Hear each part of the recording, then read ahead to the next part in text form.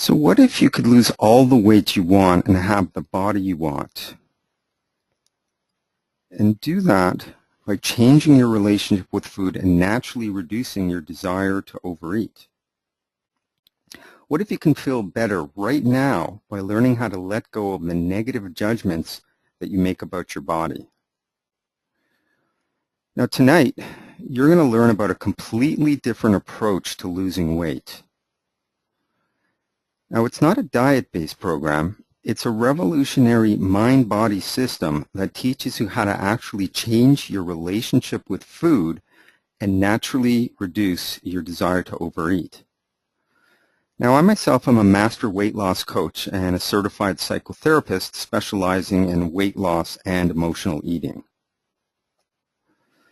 Now, I was overweight from a fairly young age. I was very frustrated, tried lots of diets and would lose weight, but I'd always gain it back. And I realized that, it wasn't about the diet or the exercise program, until I actually learned the real underlying psychological or, for me, emotional reasons that caused me to be overweight. I just kept going up and down.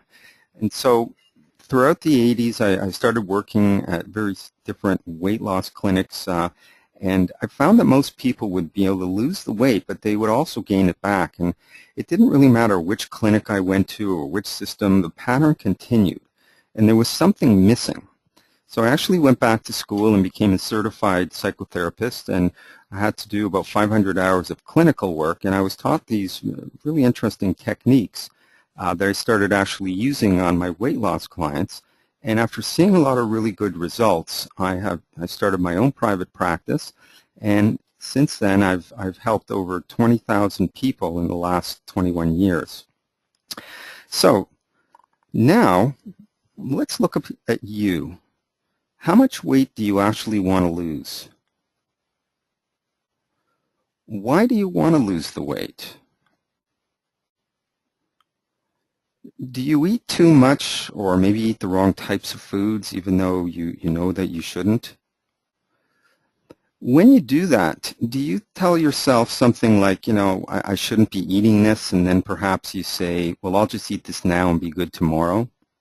Is that a pattern or something to that effect that you do? Well, every time you say something like that, you are reinforcing a pattern of thinking, which then becomes an unconscious habit or a program. And so the next time you say, I shouldn't eat this, guess what happens? Your subconscious mind automatically reacts and says, I'll just eat this now and be good tomorrow. It becomes a cycle that's almost impossible to stop. And so this program basically is what determines how you're going to behave. And it's very difficult to stop that because it's on a subconscious level. So one thing that we're going to talk about is learning to release that program or that message by retraining the mind to send different messages to the body and to the mind, actually. When you send a message to the mind, it sends a neurological impulse to the body. Now, first thing we want to look at in creating a solution is to recognize this conflict that most of us have between the logical part of us or the emotional side, or perhaps you can call it the subconscious. The logical side is pretty simple. It has an inner dialogue that says, I want to lose weight, I want to look better, I feel better about myself, improve my health and energy, and improve my self-esteem. And so these are the logical things that your mind basically says to you. And it's telling you if you control your eating, you will lose the weight, and all of this will happen.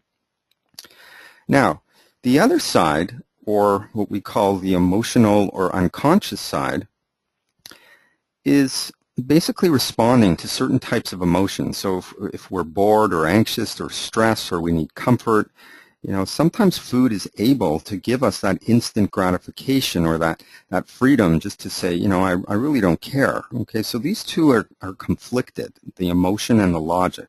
One is telling you what to do not to eat, and the other is telling you why you should eat. Okay, now here's the conflict if we look at it in a little bit more specifics. Okay, so what we see here is the logic, which is saying no to the food for all these reasons, and the emotion that's saying yes, okay?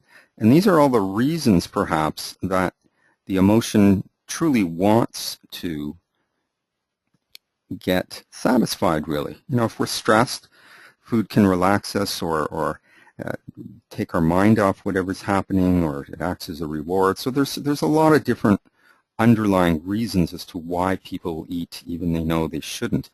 Now, this has been created through a process of conditioning. You know, somebody may like ice cream and the other person doesn't like it.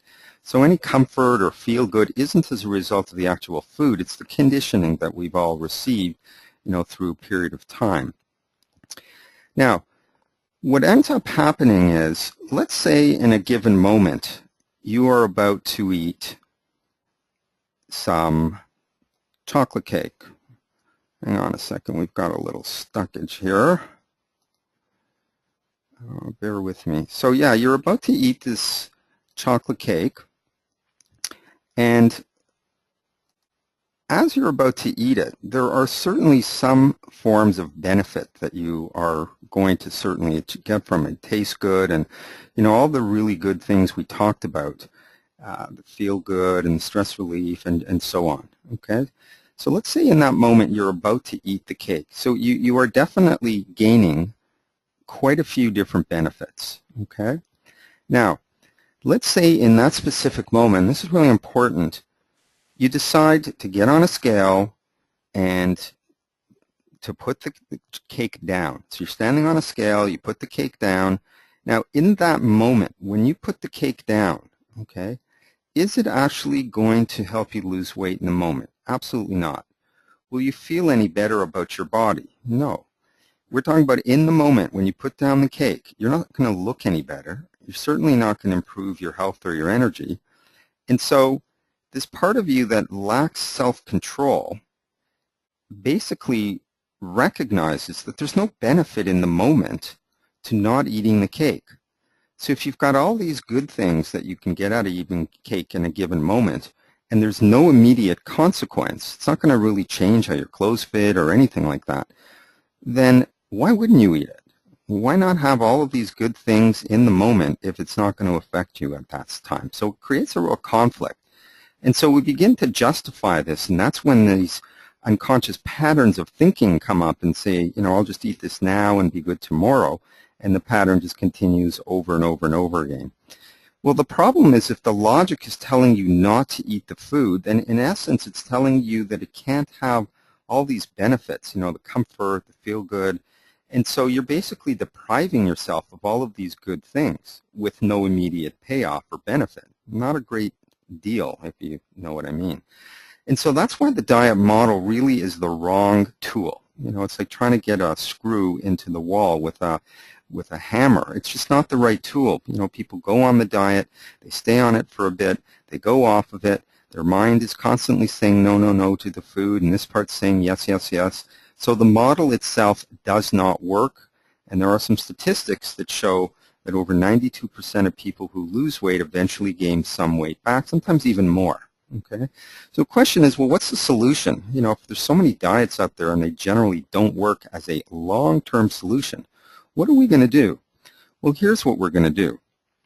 What we're going to recognize, number one, is that this process here is what creates all of these benefits. Okay, and we don't want to ignore these. You know, we want to realize that we are not just logical beings, so to speak. Okay, we are emotional. And so these emotions are going to constantly need to be satisfied.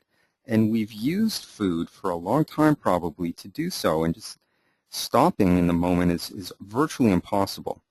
So taking into that account, what we want to do is say, okay, if food is giving us all these benefits, what if we can somehow duplicate? And what I mean by duplicate is allow the same positive feelings or benefits that food gives you, but without food. So as food is triggering some kind of an emotional benefit that really makes you feel good, What if we can recreate that emotion or payoff? Then what happens is, very simply, you will naturally reduce your desire to either eat too much or eat the wrong types of foods, because you're no longer driven. If all of the benefits can be satisfied, then there is no reason to eat the way you are, and it's coming more from an emotional satisfaction. Now, what I'd like us to do is just take a 1-minute break, take a few deep breaths perhaps, or just, let's quiet the mind. We're going to start looking at some of the strategies and the techniques that will help this problem, okay? Because there's a huge conflict in all kinds of unconscious programs. So just take a moment. First thing we want to do is change that program in the mind that says, I'll just eat this now and be good tomorrow. As I mentioned to you, it is a constant force that will always direct you to eat, even though you know that you shouldn't. So that program, that unconscious part of your thinking, definitely needs to be changed. And I'm going to show you a little bit of an overview of how we actually do that. Okay. Now, bear with me a second here. I'm just going in the wrong direction. All right, here we go. Okay. So I am certain that many of you have had certain situations, obviously, where there is a thought that's generated, even though you don't know what it might be unconsciously, which produces an emotion, which then triggers an action, which is to eat, and that might be a pattern. There is another process where you have circumstances that triggers a thought, which activates a feeling, which then triggers an action which says, no, I'm not going to eat. So there have been many times in your life, I'm sure, where you've been able to do that, okay, where you've been able to control and not eat it. Well, the question is, what did you do to get to this not eat outcome, okay? And it's a very interesting question, and one that will look at how your thinking works, okay? Now, we each have 5 different things that we do in order to go from a particular thing that happens or the circumstance right through the thoughts and feelings and so on until you get to the outcome. So there's a process that I'm going to talk about a little bit later called awareness mapping, where what we do is we help to identify what are these 5 steps that you take to get to this not eating outcome, okay? And once we become aware of that, we simply take 1 moment a day and we repeat that way of thinking out loud, or you write it down a few times until this part will become extraordinarily reinforced and be the general way that you're going to react in those types of circumstances. So all we're doing is we're duplicating this thinking process that's already there, that already shows up when you can say no, okay? And that is a very, very powerful technique because we're already capitalizing and using what's already developed in your mind, okay? So that's called changing the program that says, I'll just eat this now, okay? Now, the next strategy we want to look at is being able to change your self-perception. Self-perception is how you see yourself, your body, and your weight, okay? Now, there's a little model that I'd like to go through just to give you a real clear sense of how this all works, okay?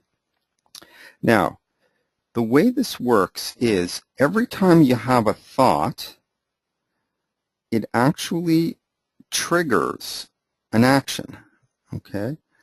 The action then obviously produces some kind of a result.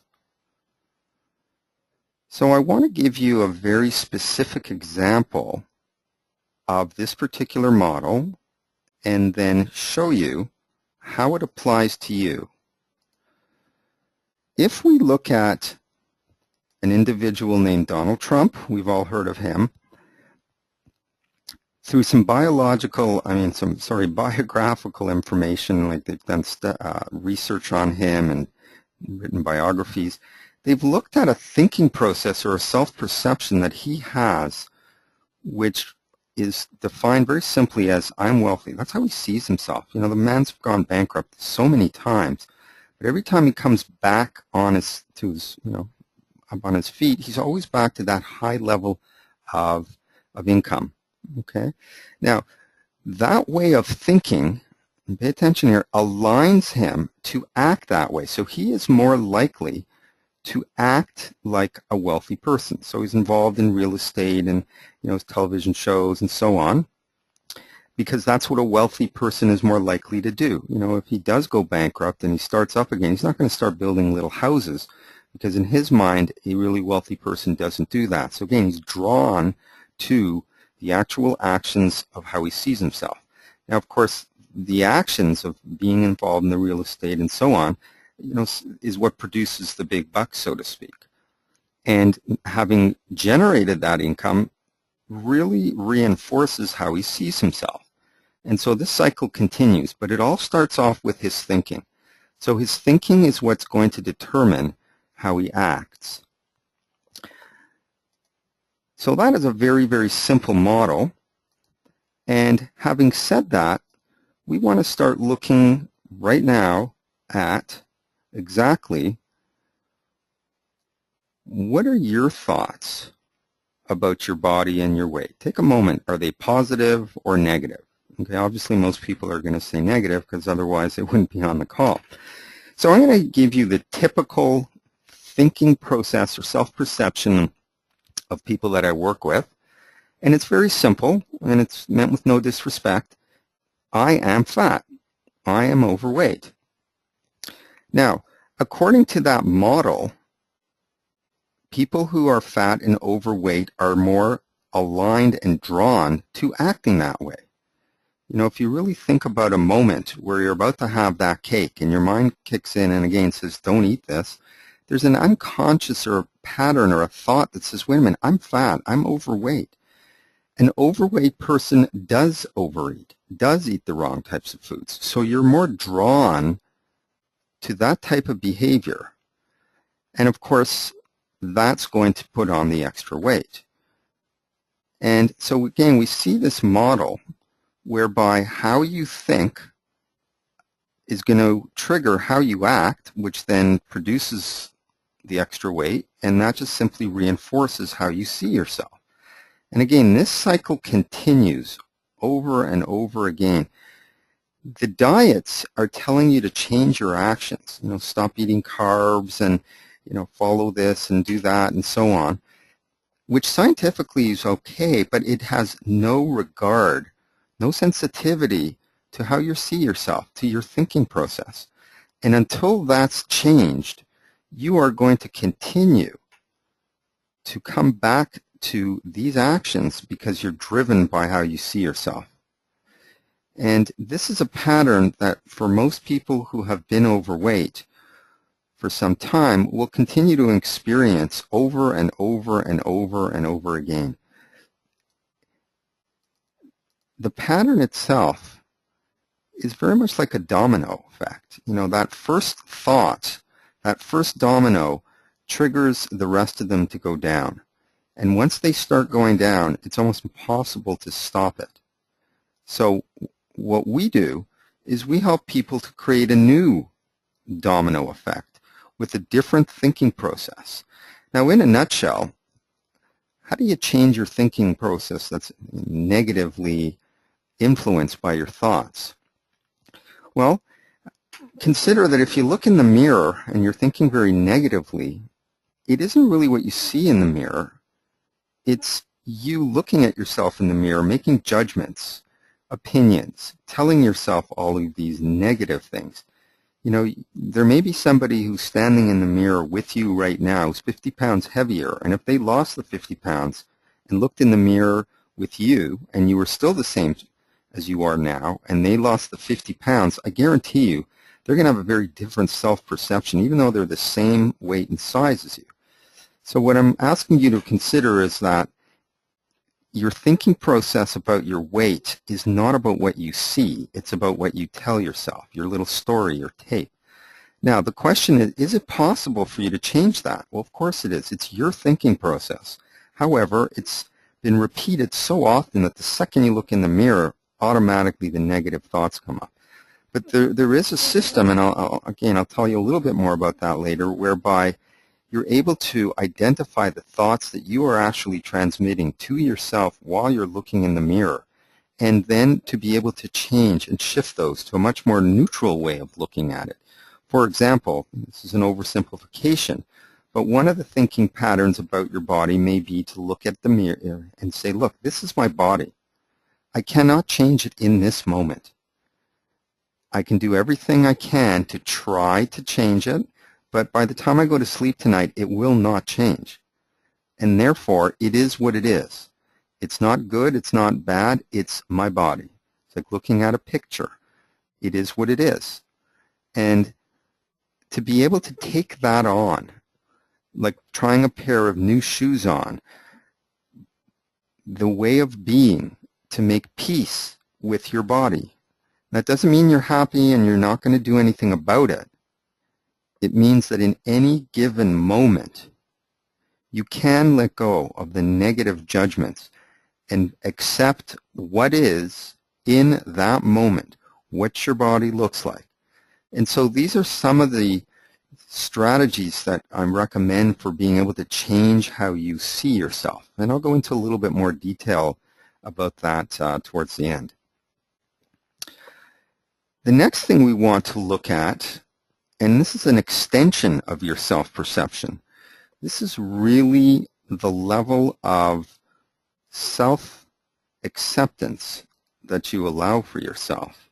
And I'm looking at creating a state of unconditional self-acceptance in any given moment, while at the same time to continue to take the actions to lose weight. And so what do I mean by that?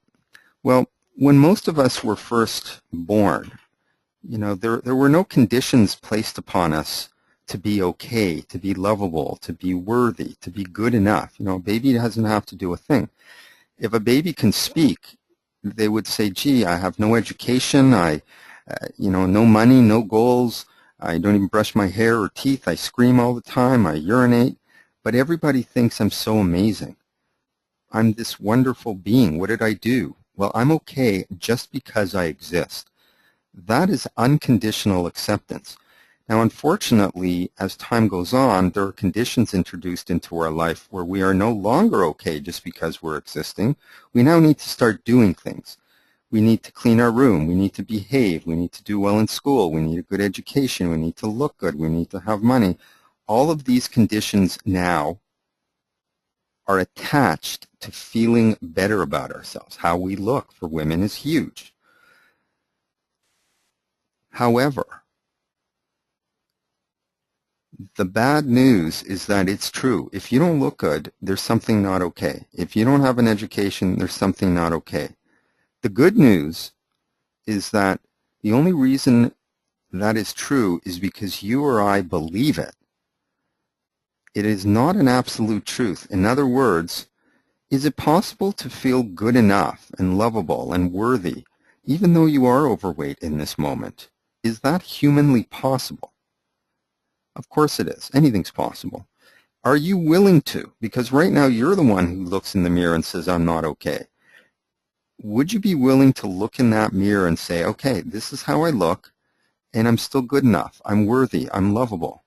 Maybe hard at first, but isn't that a better way to think than being down on yourself and being so hard and judgmental? It's not going to take any weight off. It's not going to make you feel any better. And what we tend to do when we're not feeling as good about ourselves, we eat because it makes us feel good in the moment. So this is challenging all of the reasons. Imagine every reason that you don't think you're good enough or lovable enough or worthy. Imagine taking every single one of those and challenging them and saying, well, wait a minute, is it possible that I don't have as good a job or such and such, and I'm still good enough, I'm still worthy, I'm just as good, is it possible to think that way? Well, most of us don't, because we've been conditioned by our society, by our family, by our schools to satisfy all these conditions. Now, I'm not saying don't and just sit around and say I'm great and nothing matters. I'm saying separate the two. One has nothing to do with the other. You know, if you guys have children and one of them does something really bad, you're not going to stop loving them. You're going to love them just as much. Yes, you may have to deal with the, disciplinarian or whatever you have to do. But there is that unconditional sense of love or appreciation or goodness. What would be the harm in feeling that way about yourself? Think about it for a moment. What would be bad or wrong about you being able to just feel good about yourself? And yes, still pursue the goals, but just to feel good enough, lovable, worthy, all of the things that a baby gets to experience simply because they are. Now, some people, because I do some seminars on this specifically, have called me delusional and said, Rob, how can you allow yourself to feel okay and good enough, when you haven't done this, when you should do that, and so forth? And I say, well, perhaps I am deluded. However, I would prefer to delude myself into thinking that I'm okay and worthy, even though I still try my best to achieve my goals. I would rather think that I'm okay regardless of that than think that I'm not, because to me, that is a delusion. And I'd certainly rather delude myself through life thinking I'm okay. I'll tell you, it's a much more peaceful way to be. I don't think there's any harm in feeling good enough. I don't, boast. I'm not egotistical about it, but quietly to myself, no matter what, I choose to believe that I'm good enough and I feel great about who I am while still trying to improve. But in any given moment, I might as well, because there's no reason, in my opinion, to not feel good enough. Again, I don't want to suggest that we don't care about anything. We don't want to take the actions to get a better job and to lose weight and so forth. I'm saying I'm okay and I'm going to do that. But I'm not going to wait until I lose all my weight to feel good about myself. It's silly, in my opinion. I'm chasing a carrot, and sometimes you never get there. For me, any missed moment to feel okay and good enough is unfortunate, and it's sad. And at the end of my life, I doubt I'm going to lie on my deathbed and say, gee, I'm so glad that on that particular day and moment, I really beat myself up. That's my choice, and I've helped thousands of people cross the line, and the freedom and the lightness that it creates, and the incredible impact that it has on how you feel about your body. And it does carry through into your behaviors on a subconscious level. If you're feeling better about yourself, you're definitely going to be much more drawn to treating yourself better, eating better, being healthier, exercising, and so on, okay, without the usual kind of pushing and motivating and discipline and so on. So this is the third strategy, called creating unconditional self-acceptance. Remember, it's in the moment while continuing to take the actions. Next strategy is increasing awareness. Now, this is a very practical way of investigating the messages that you're telling your mind when you're making a choice to eat that maybe not that great. So there's a series of questions to ask yourself. Question number one is, am I really hungry? A lot of times we're eating mindlessly and we're not even aware that we're eating. It can be at a movie theater sometimes and I'll be eating a bag of popcorn and, soon enough my hand's at the bottom and I kind of look up and I go, well, where is it? Where'd it go? So a lot of us are eating mindlessly. So if you actually ask that question, am I truly hungry? It's going to shift your reactions at times, not always.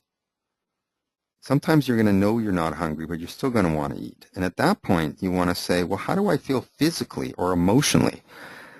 Am I tired? Am I stressed? Am I bored? Am I anxious?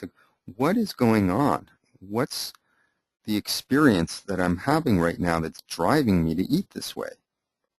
What is the real benefit of eating more, of another helping, of this, of that, other than the taste, of course? What's it really doing for me? Okay. And then, what do I really need in this moment? And boy, I'll tell you, that is an extremely powerful question to ask yourself in the midst of eating in a way that isn't helpful. For me, I have this relationship with pizza. As I was growing up as a child, we used to go out for pizza with my friends on the weekends, and nobody was hungry, but pizza represented fun.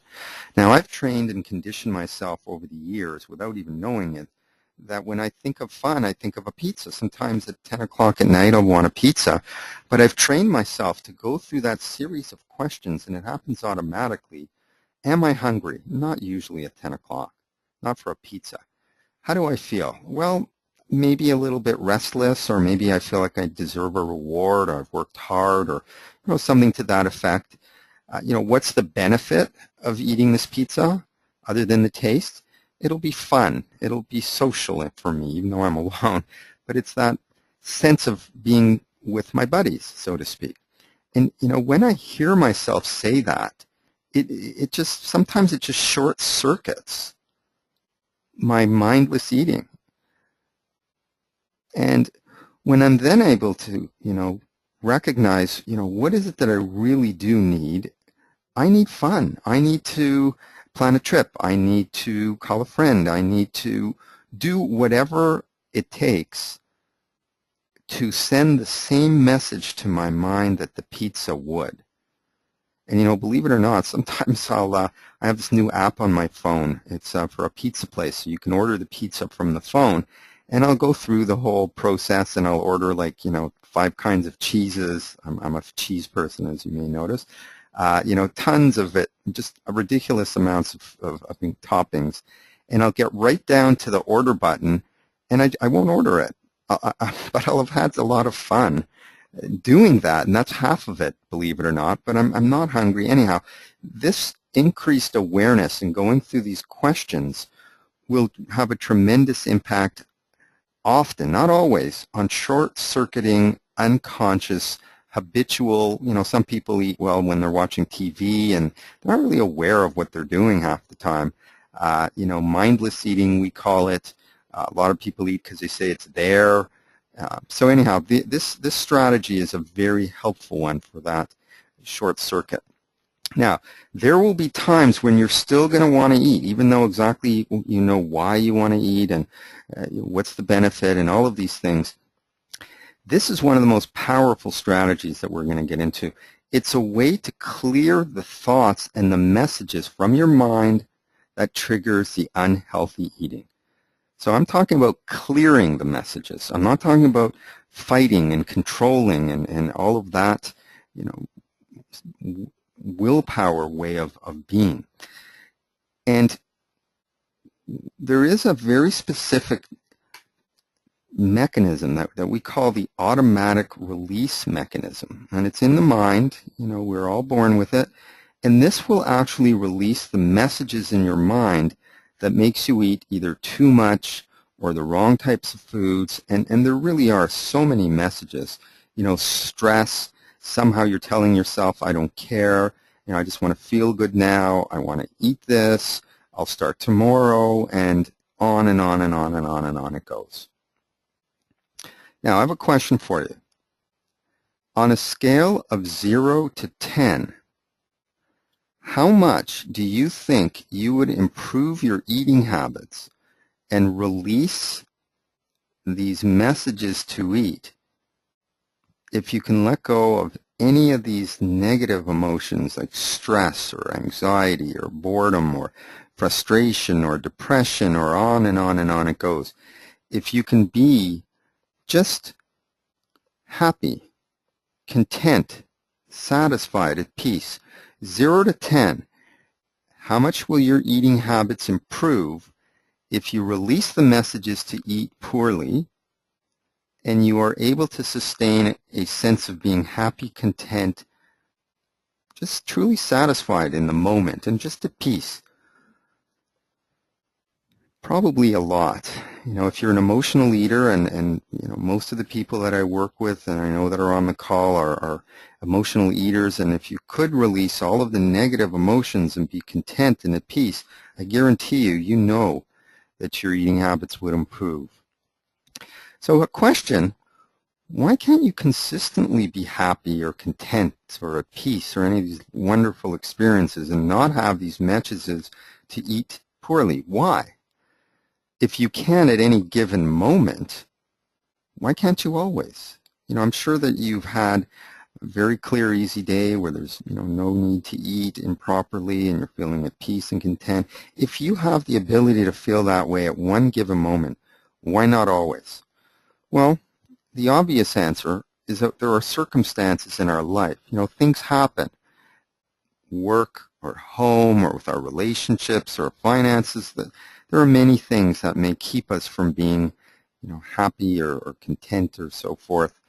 And I want to do a little analogy here and represent these feelings with this yellow circle, which will be the sun. Okay? Now, the sun is in the sky all the time, and sometimes there are really sunny days. Other times there are not. Same question, if it could be sunny at any given moment, why isn't it always sunny? Why is it not always sunny? Well, one of the obvious answers is that there are clouds in the sky. Now, the interesting thing for me is even on the worst, cloudiest, rainiest, gray day, the sun is still shining.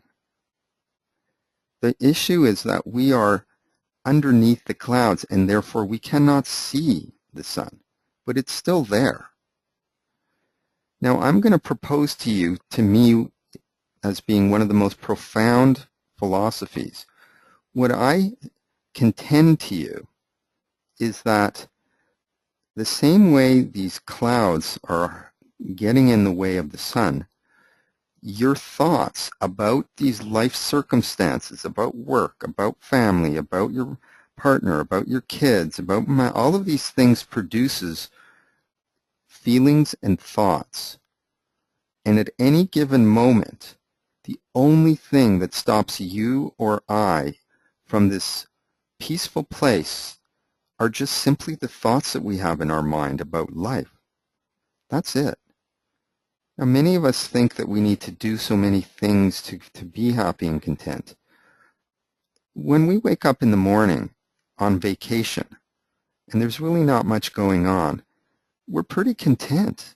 We don't have to really do anything on the weekends, early in the morning when your eyes open. It's when those thoughts and feelings start pouring in, that is when you aren't able to experience the peace and contentment. So once again, in my opinion, the only thing that stops anybody from being just at peace, content, everything's okay, are these thoughts and feelings. And those thoughts and feelings produce the messages to eat.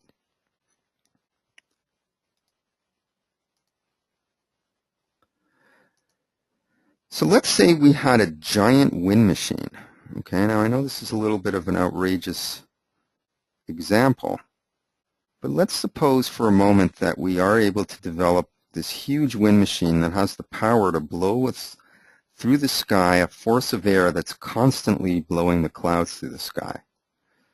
Well, if that were to happen, obviously it would consistently become sunny.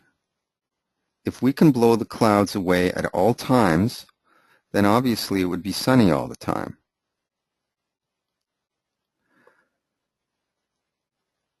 Wouldn't that be nice?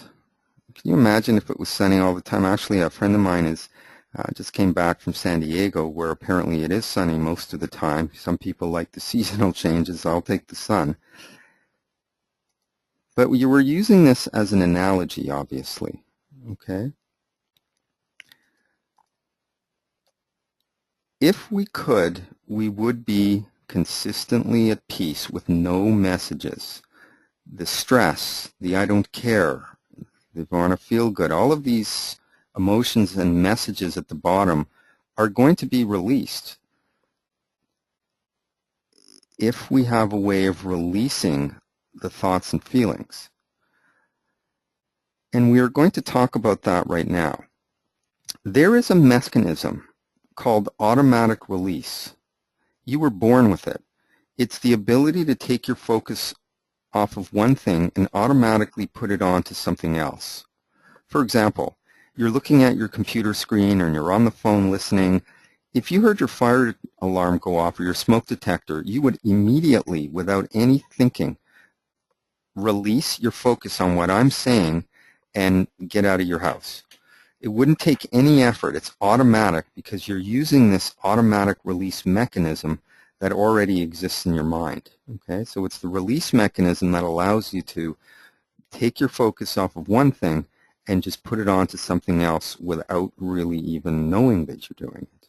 Okay, and another example of that, if you happen to be watching a TV show and you really are upset by it, and all of a sudden you pick up your channel changer, press the button, and you're now watching another show, then your mind is immediately taken off that original show, and so your focus is now in a different place. So that's what I call the automatic release mechanism.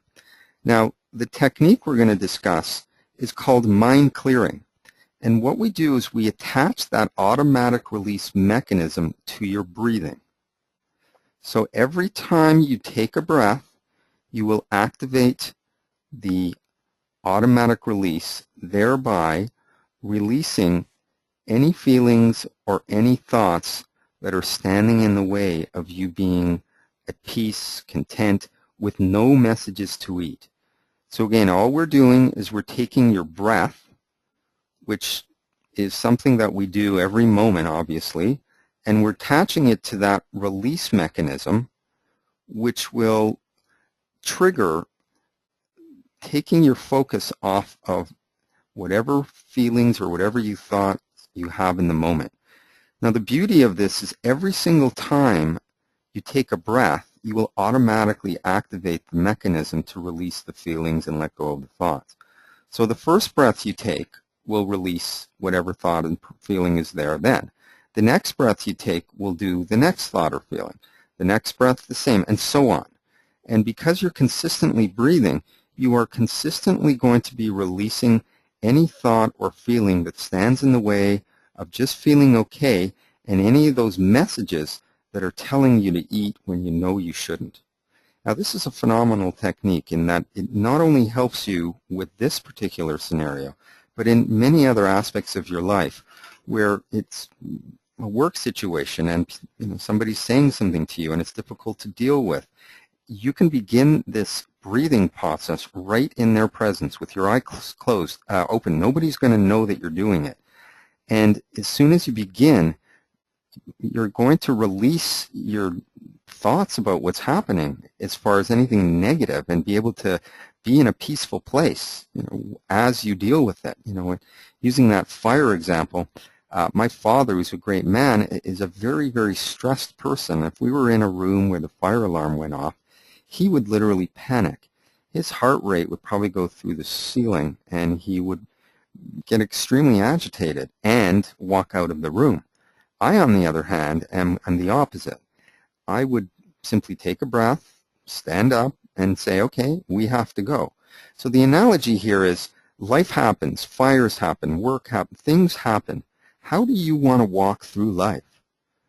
My choice is to be in a peaceful place, and I'm able to do that by releasing the thoughts and the feelings that are occupying the brain. You know what I'm talking about. And when you sit down to do this technique for a couple of minutes when things are quiet, you are going to release a lot of buildup. And I'm telling you, you're going to enter this place of stillness, quietness in your mind that's just wonderful. It's so peaceful. And whenever you do have these types of feelings, by releasing, you actually step out of it as if you are stepping out of the cloud of these feelings and emotion and observing them and dealing with the situation. Like in the fire situation, I step out of the anxiety. I can see the concern, but I deal with getting out. So it has tremendous impact on releasing these thoughts and feelings, as well as the messages, the important messages that are triggering the eating. And it's a beautiful thing. It really is. And as I say, I have taught thousands and thousands of people this particular technique. I was quite young when I was taught it, and it has been one of the most important things in my life.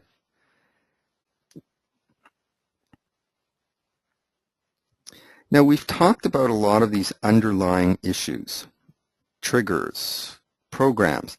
There are actually 29 different reasons that people either eat too much or eat the wrong types of foods. And we call these unconscious triggers. Okay? Why? They're on a subconscious level, and they're virtually impossible to stop. Okay? It's the same way as when I said the fire alarm would go off. It's impossible for you to not take your focus off of me and focus on something else. And so these triggers are on an unconscious level. It is absolutely critical to understand your unconscious triggers, because otherwise there is really nothing you can do about it. The only thing you can do is rely on the usual, the frustration of dieting and just the up and down yo-yo. Okay. And we have a special process called awareness mapping. I'm going to tell you a little bit about it. Awareness mapping basically allows you to uncover the real underlying reasons you eat and anything else that's stopping you from losing weight permanently.